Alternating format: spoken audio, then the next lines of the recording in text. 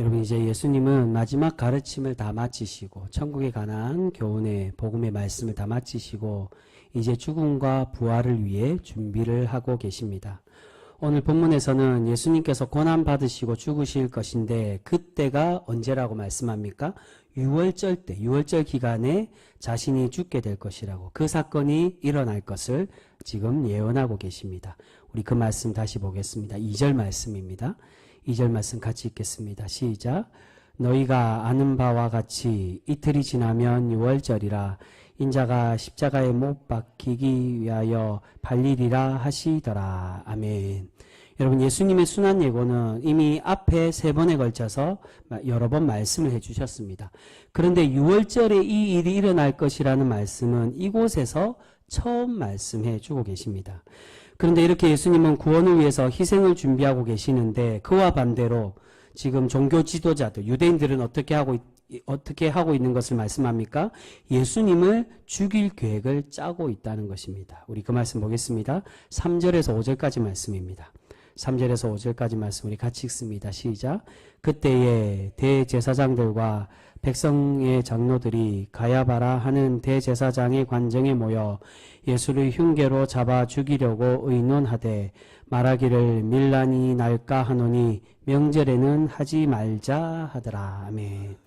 여러분, 당시 종교 지도자들은 계속 예수님을 죽일 음모를 꾸미고 있었습니다. 4절에서 이야기하는 예수님을 잡아 죽일 흉계를 꾸민다는 말은, 이 흉계는 원어로 거짓된 속임, 그냥 단순히 예수님을 어떻게 죽일까라고 이게 모의를 하는 게 아니라 거짓되게 속임수를 써서 예수님을 죽일 계획을 짜고 있다는 겁니다. 이들은 단순히 예수님의 죄를 찾으려고 하는 것이 아니라 자신들의 이득에 방해가 되는 그러한 존재이기에 어떻게든 죄를 씌워서 예수님을 죽이려고 했다는 것입니다. 그런데 이 시기는 유월절에는 일어나지 않도록 하려고 하고 있습니다. 왜냐하면 이때는 명절이기 때문에, 유대인들의 가장 큰 명절 중에 하나인 유월절이기 때문에 많은 사람들이 모이는 기간이고 예수님을 구세주로 추정하는 자들에 의해서 소동이 일어날 수 있기 때문에 그들을 두려워해서 이 종교 지도자들, 제사장들과 장로들은 이 유월절에 예수님을 잡지 않으려고 하고 있습니다. 네, 여러분, 이 말씀에서 우리에게 주시는 중요한 교훈이 있습니다. 그것은 지금 거짓된 종교 지도자들은 유월절에 예수님을 잡거나 죽이지 않으려고 하는데, 그런데 정작 예수님은 언제 자신이 죽으실 것이라고 예언하고 계십니까? 바로 그들이 죽이지 않으려고 하는 그 명절, 유월절에 예수님이 잡히시고 죽임을 당하게 될 것을 예언하고 계신다는 겁니다. 여러분, 이 말씀은 바로 하나님의 구속사역은 사람의 생각과 계산에 의해서 결정되는 게 아니라 누구에 의해서 결정된다고요? 하나님의 섭리와 계획 안에서 움직인다는 사실을 우리에게 말씀해 주고 있는 것입니다. 그래서 대조해서 말씀합니다. 2절과 5절 말씀에 예수님은 유월절에 죽으실 것을, 고통받고 죽으실 것을 예언하지만 사람의 생각과 사람의 이 자신들의 이득을 계산하고 생각하는 이 거짓된 종교 지도, 이 악한 지도자들은 하나님의 계획과 상관없이 자신의 뜻대로 예수님을 움직이려고 하고 있다는 겁니다. 여러분, 유월절은 하나님의 구원을 상징하는 중요한 의미를 가진 절기입니다. 하나님께서 고통받던 이스라엘을 구원하시고 홍해를 가르셔서 약속의 땅, 가나안 땅으로 인도하시기 위해서 내려주신 구원의 은혜의 시작을 알리는 절기가 바로 이 유월절이라는 겁니다. 근데 유월절은 어린 양의 피를 문설주에 발라서 죽음이 넘어가게 하셨던 하나님의 구원의 은혜를 의미하고 있습니다. 바로 예수님이 그러한 하나님의 사역을 함께 동참하시겠다는 겁니다. 예수님께서 유월절에 죽으신다는 이유는 유월절의 어린 양으로서 자신을 희생하고 바쳐서 온 인류를 구원하시는 은혜를 주시기 위해 그렇게 이 유월절에 자신을 내어놓고 계시는 것입니다. 그런데 그 구원은 사람의 욕심과 이득에 의해서 계산되는 것이 아니라 무엇에 의해 된다고요? 지금 예수님은 자신을 희생하셔서 온 인류를 구원하시기를 원하시지만 유대인들은 자신들의 이득을 위해서 죄가 없으신 예수님을 죽이려고 하고 있었다는 것입니다.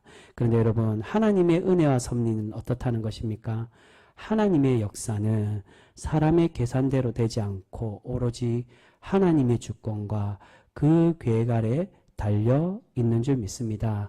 여러분, 그렇게 우리 또한 이 유대인들처럼 예수님을 계산적으로 믿고 계산적으로 신앙생활하는 것이 아니라 우리 주님은 욕심과 소유를 모두 내려놓으시고 자신을 희생하셨는데 사람은 자꾸 자신들의 이득과 계산으로 예수님을 만나려고 한다는 겁니다.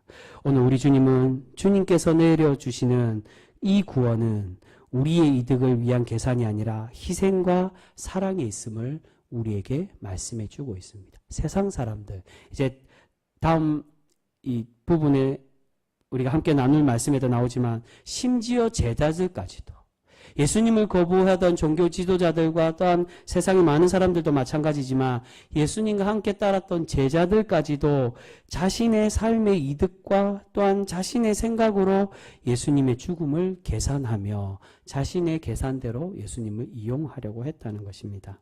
그런데 주님은 그렇게 그들의 계산대로 이용되는 게 아니라 오직 하나님의 계획과 섭리대로 우리를 사랑하시는 그 희생의 은혜로 우리에게 내어놓으시고 우리를 위해 주고 가고 계시는 것입니다.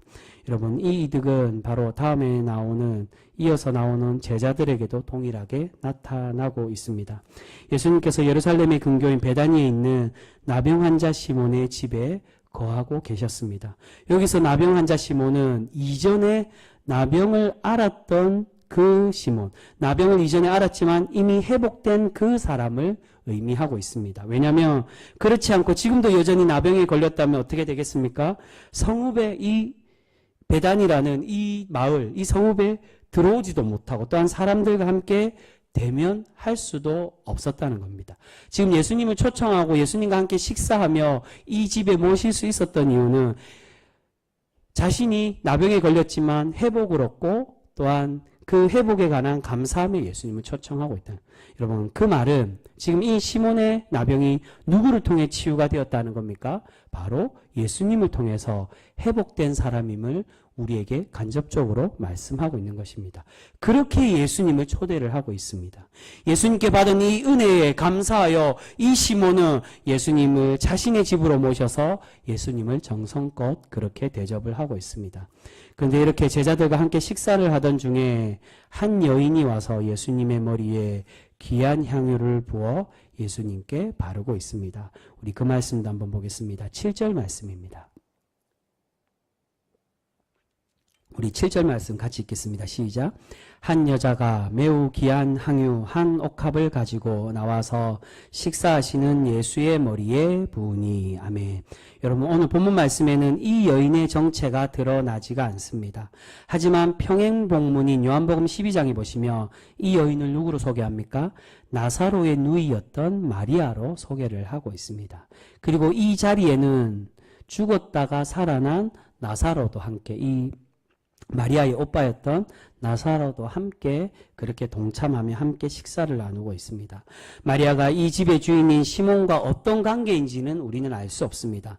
어떠한 해석에는 아마 이 시몬의 아내가 마리아였을 것이다라고 그렇게 예견하는 사람들도 있습니다. 하지만 중요한 것은 이 시몬과 마리아의 관계가 어떠냐, 그게 중요한 것이 아니라 지금 이 나병 환자 시몬이라는 별명의 사람과 향유를 붓고 있는 이 나사로의 누이 마리아도 예수님께 무엇을 받은 사람이라는 겁니까? 은혜를 입은 사람이었음을 우리에게 말씀하고 있습니다.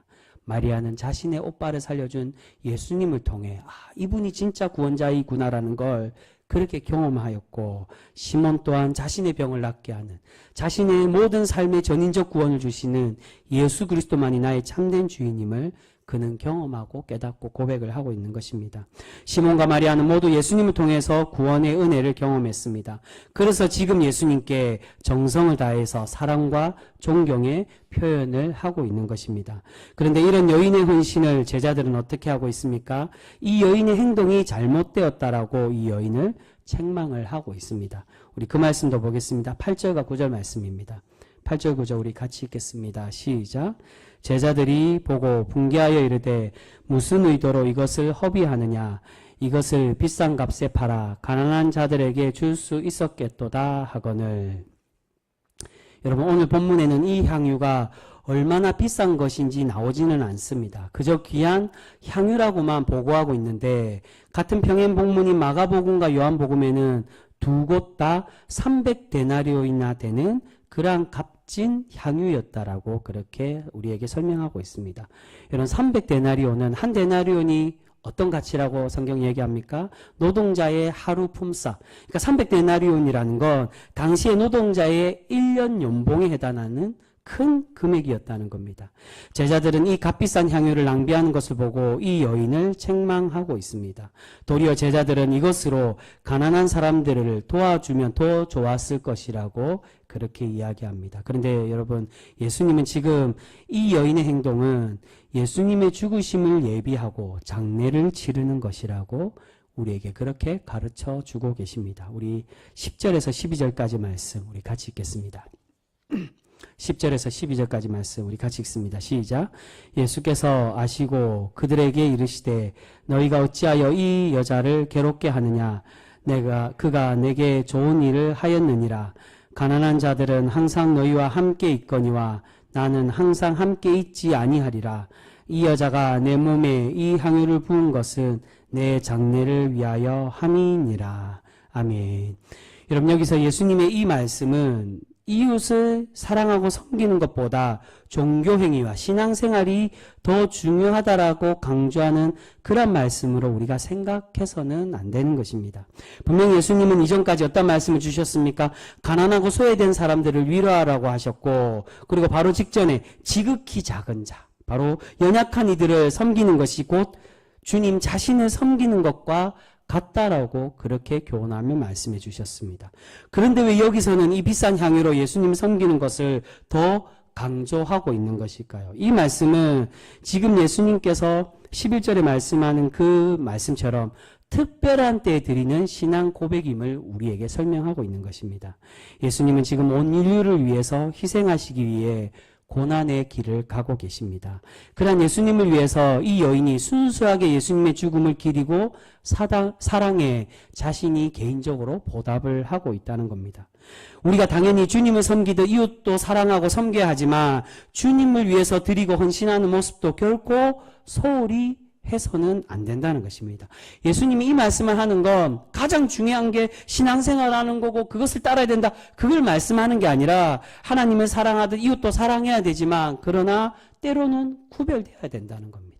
우리가 하나님께 드리고 정성 다하여 하나님을 바라봐야 될 때도 있고 이웃을 사랑하고 섬겨야 될 때도 있다는 겁니다. 또한 여러분, 주님의 사랑을 참되게 깨닫는 사람은 그 사랑을 전하고 실천하게 됩니다. 왜냐하면 주님의 사랑을 우리가 느끼고 우리가 알았기 때문에, 지금 이 여인과 이 시몬처럼 주님께 은혜를 받았기 때문에.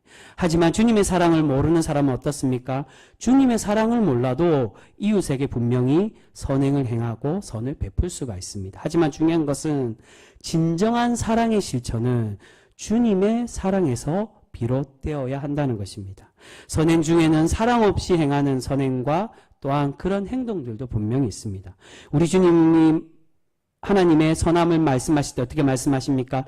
그런 가식적인 선행과 사랑이 없는 실천을 원하는 것이 아니라 우리 중심을 다해서 하나님을 사랑하고 이웃을 사랑하는 참 중심에 우리가 온전히 정말로 사랑하는 마음으로 그렇게 선행을 베풀고 이웃을 섬기라고 우리에게 말씀하고 계십니다. 우리가 단순히 가식적인 선행이 아니라 진정한 사랑의 마음으로 선행을 행하기를 위해서는 먼저 주님의 사랑을 온전히 깨닫고 그 사랑의 마음으로 선을 행하며 살아가야 되는 줄 믿습니다.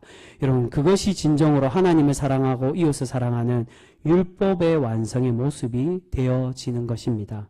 그렇게 때로는 우리가 주님을 만나고 주님께 정성을 다하여 영광 돌리는 모습이 먼저 우선시 될 때도 분명히 있다는 것입니다. 여러분, 그런 분들이 있습니다.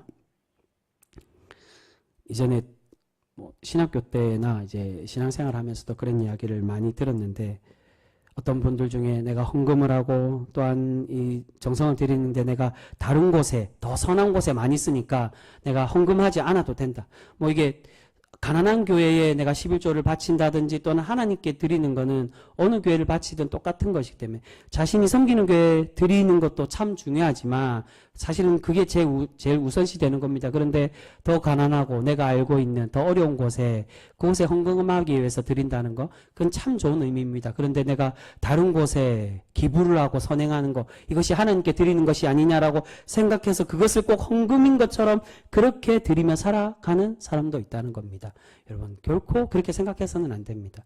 우리의 사랑의 실천과 우리의 사랑의 중심은 하나님께로부터 시작해야 된다는 것입니다. 주님은 오늘 우리에게 그것을 말씀하고 있습니다. 우리가 먼저 주님 안에서 주님의 그 구원의 은혜와 사랑을 우리가 깨닫고 그 사랑의 중심에 우리가 마음을 기초로 다잡고 그렇게 행하며 살아가는 백성이 되기를 우리에게 바라고 계십니다. 근데 여러분, 오늘 이 제자의 모습에는 또 다른 숨겨진 의도가 담겨져 있습니다. 오늘 본문에는 그저 이 여인을 책망하는 사람이 제자라고만 그렇게 설명하고 있지만 요한복음에는 이 제자가 누구라고 설명을 하느냐, 바로 가룟 유다라고 그렇게 이야기하고 있습니다. 근데 이 가룟 유다가 이 여인을 책망할 때 어떻게 이야기하고 있을까요? 요한복음 12장 6절에 보시면 우리에게 이렇게 말씀합니다. 제가 한번 읽어보겠습니다. 이렇게 말하면, 이 직전에 책망은 똑같이 말했습니다. 이것을 가난한 자에게 주었으면 더 좋았을 것이라고 그렇게 말하고 이 본 의도를 예수님은 성경에 이렇게 말씀한다는 겁니다. 12장 6절에 이렇게 말하면 가난한 자들을 생각함이 아니요 그는 도둑이라 동괴를 막고 거기 넣는 것을 훔쳐 가미이러라. 여러분, 앞에서 예수님은 구원을 위해서 자신을 희생하기 위한 길을 걸어가고 계셨습니다. 그런데 유대인들은 예수님을 자신의 욕심을 위해서 계산하고 예수님을 죽이려고 하고 있었다는 것입니다. 근데 그와 마찬가지로 동일하게 오늘 이 함께 예수님과 함께 있는 제자들도 어떻다는 겁니까? 예수님의 고난과 구원을 온전히 깨닫지 못하고 자신들의 이득만을 생각하는 그러한 사람으로 살아가고 있었다는, 예수님의 제자였지만 예수님과 함께 있고 예수 공동체라고 말하지만 그러나 예수님이 죽으시고 부활하신 그 참된 구원의 뜻을 깨닫기 이전에는 이 제자들도 다른 유대인들과 동일한 생각으로 살아갔다는 겁니다. 여러분, 과거에 베드로와 제자들이 어떠한 생각으로 예수님과 함께 교제했습니까? 예수님의 고난을 제대로 깨닫지 못하고 만류하며 예수님께 이 사탄아 물러가라는 그러한 책망을 받았던 사람들입니다. 또한 예수님께서 이스라엘 왕이 되셔서 그들은 자신들이 한자리 할 것이라고 생각하고 이미 기득권이 되어 있었던 사람들이 바로 이 제자들이었다는 겁니다. 예수님, 주님의 그 나라가 완성될 때 제자들이 이야기하는 그 주님의 나라는 천국을 말하는 게 아니라 예수님이 왕이 되셔서 로마로부터 이 이스라엘을 해방시켜 그렇게 해방된 나라, 그것을 의미합니다. 그럴 때 요한의 형제가 하나는 예수님의 좌편에, 하나는 예수님의 우편에 있게 해달라고, 주님과 함께 그 높은 자리에 있는 그런 왕권에 그런 참여하는 장관들이 되게 해달라고 그렇게 예수님께 청탁하며 부탁을 하고 있었던 사람입니다. 결코 예수님의 죽으심과 그 고난과 예수님의 그 부활과 주님의 그 구원하심에 대해 관심이 있었던 것이 아니라 이 예수님을 통해서 내가 얼마나 이득을 얻을까, 얼마나 내가 함께 왕처럼, 왕의 그러한 신하들처럼 존중을 받고 높임을 받을까, 그것에만 생각하고 있었지 예수님의 이 십자가의 고난을 깊이 묵상하고 따라가고 있지 않았다는 겁니다. 여러분, 그렇기에 지금 이 여인의 행동을 이해하지 못하고 이렇게 책망을 하고 있는 것입니다. 예수님은 구원을 위해서 십자가의 길을 가고 계시는데 제자들은 계속 예수님의 십자가를 거부하고 자신들의 계산대로 이득을 위해서 예수님을 이용하려고 하고 있었습니다. 그래서 다음에 이어서 나오는 말씀이 무엇입니까? 바로 이게 그 말씀이 다 이 같은 의미로 이어지는 겁니다. 바로 직후에 14절부터 3절의 말씀으로 가룟 유다가 은 30을 받고 예수님을 팔아넘기는 말씀이 나옵니다. 계속 유대인들과 사람들 그리고 제자들까지도 예수님을 자신의 이득을 위해서 이용하려고 했고, 또한 성경은 우리에게 그러한 사람들의 모습, 주님의 선한 십자가의 구속사와 또한 사람들이 이해하지 못하고 그것을 세상의 가치로 예수님을 통하여 이득을 얻으려는 우리의 모습을 하나님은 책망하시며 우리에게 말씀해 주고 있습니다. 그런데 여러분, 주님의 은혜를 깊이 깨닫고 그 은혜에 감동하고 감사하는 사람은 어떻습니까? 주님의 구원과 희생을 깊이 묵상하고 감사하고 있는 사람임을 우리에게 말씀해 주고 있다는 겁니다. 여러분, 우리 주님께서 하나님의 참된 영광의 자리는 자신을 비워내고 사랑을 위해서 희생하는 자리라고 말씀하십니다. 그런데 많은 신앙인들 중에 예수님께 나오는 목적이 자신의 욕심과 이득을 채우기 위해서, 예수님을 통해 얼마나 내가 건강해질까, 예수님을 통해서 내가 기적을 체험해서 얼마나 많이 부자 될까, 또는 많은 영광을 누릴까, 또는 나의 이 어려움들을 해결받을까라는 그러한 인간적이고 개인적인 목적으로만 예수님께 나오고 예수님을 이용하려던 사람들이 너무나도 많이 있었다는 겁니다. 여러분, 오늘 예수님은 분명히 우리에게 보여주고 계십니다. 하나님의 구원은 사람의 계산과 계획대로 되는 것이 아니라 하나님의 주권과 섭리대로 이끌어 가심을 우리에게 말씀해 주고 있습니다. 사랑하는 성도 여러분, 이제 우리가 나의 계산, 나의 욕심대로 그렇게 살아가는 삶이 아니라 주님 뜻대로 순종하고 주님과 함께 동행하며 살아가는 그런 복된 성도 우리 모두가 되실 수 있기를 소망합니다. 오늘 주님의 은혜에 그저 순수하게 감사하고 감격했던 이 시몬과 이 여인처럼 주님께서 사랑을 내려주심에 감사하고 참되게 헌신하는 우리 귀한 성도 모두가 되실 수 있기를 바랍니다. 우리가 그렇게 주님의 사랑을 온전히 깨닫고 참되게 헌신하며 살아갈 때 하나님께서 우리를 기뻐 받으시고 날마다 우리를 복되게 하여 주실 줄 믿습니다. 아무쪼록 그렇게 주님을 기쁘시게 하는 주님의 참된 성도, 하나님의 복을 충만히 받는 우리 귀한 주님의 믿음의 백성 모두가 되실 수 있기를 주님의 이름으로 축복합니다. 기도하겠습니다.